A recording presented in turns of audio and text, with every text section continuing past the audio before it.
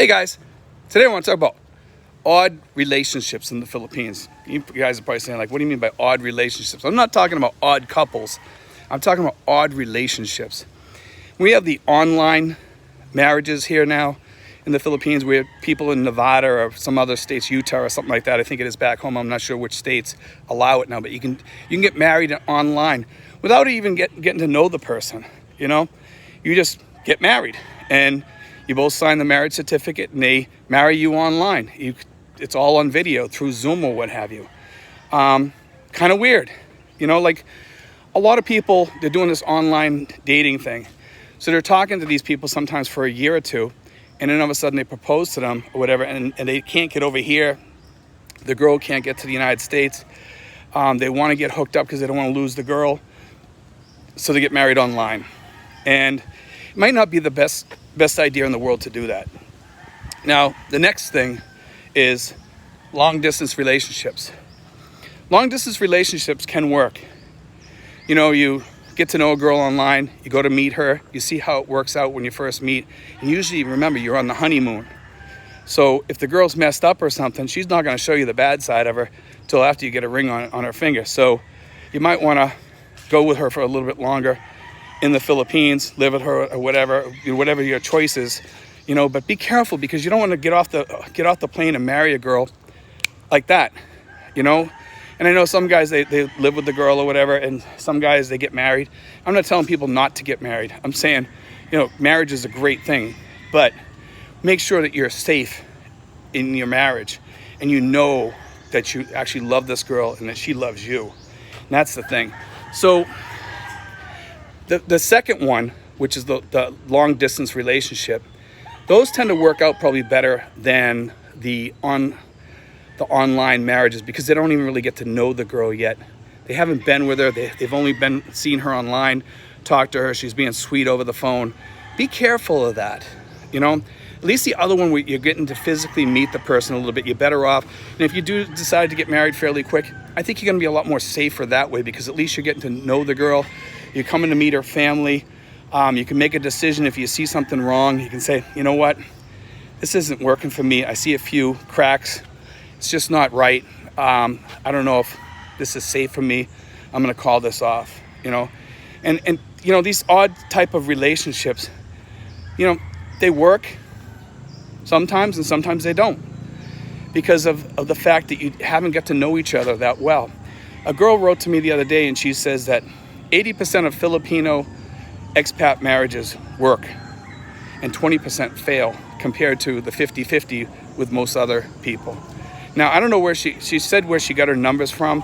I didn't double check that to see if it's true, but that's quite a number. It's quite a number if that's true, because the Filipinos are known for sticking by their man and being very sweet and kind and loving, like we've talked about in the past. We got a campaign vehicle going by in the background here. It's really loud.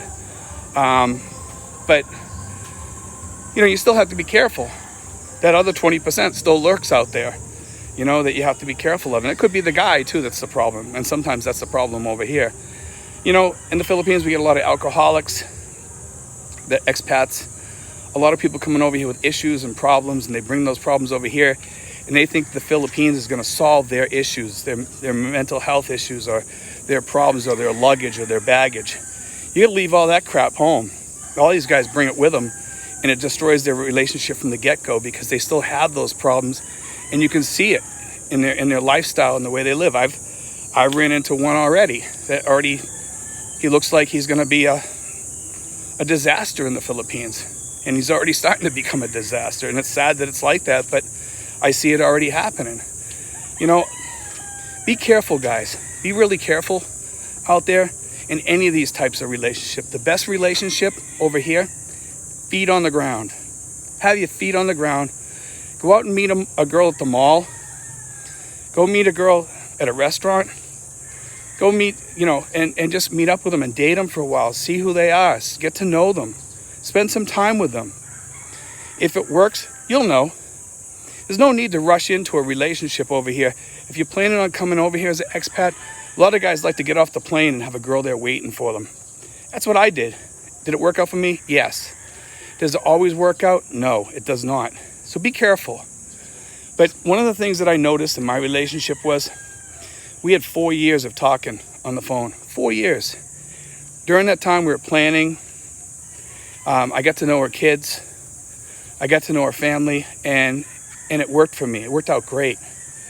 And it can work out great for you too. But the best way to go about it, come here, have feet on the ground, get to meet the person, get to know the person, see what the person looks like in person before you get, in a relationship that later on you might regret.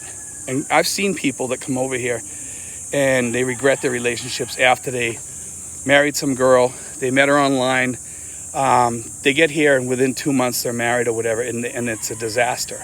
I've talked to a few guys online that left the country and now they're planning on coming back to live here permanently, because before they came here just to get married, to find a girl, they took her back to the States and it didn't work out. And I think when you bring a girl back to the States, I think you're throwing her into a place where it's really chaotic. People are working to try to change your girlfriend, change her mindset because of the way people are in the States. And if you allow that to happen, it becomes a disaster. Because, look at the way the United States is right now. Most of the people that come to the Philippines, they come to the Philippines to get away from that.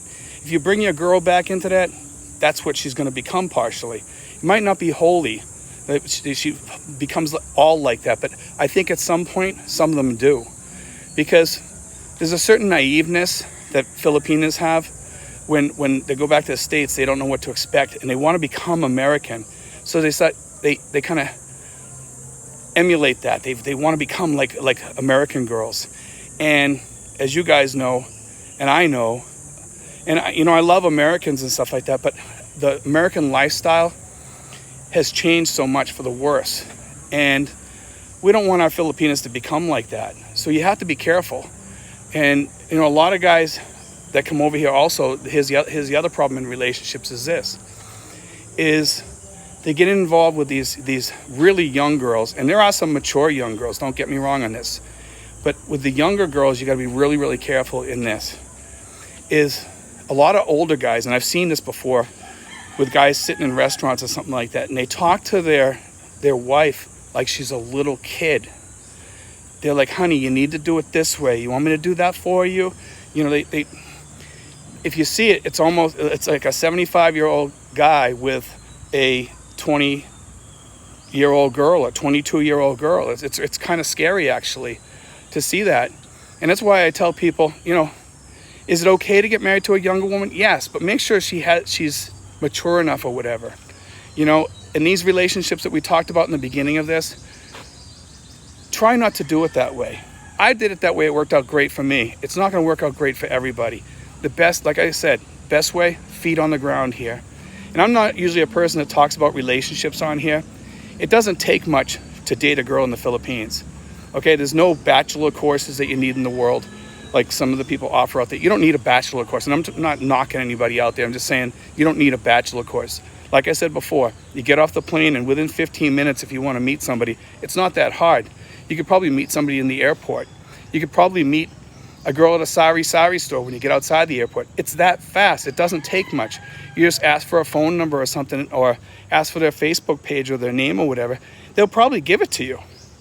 But anyway, guys, I just want you guys to learn a little bit about the relationships that people have over here, because they are a little bit different over here. Like with setups, matchmaking over here. These all work over here. Sometimes matchmaking can work out very well over here for some guys, because if you're in a good family and they see that you're a good person, they might set you up with a decent girl. And that's the best part, or with a sister or something like that. That's great. That works sometimes. But still be careful. Remember, eyes wide open all the time, guys, on relationships. Filipinas, the kindest, sweetest girls in the world. You'll never meet any better. God bless, guys. Take care.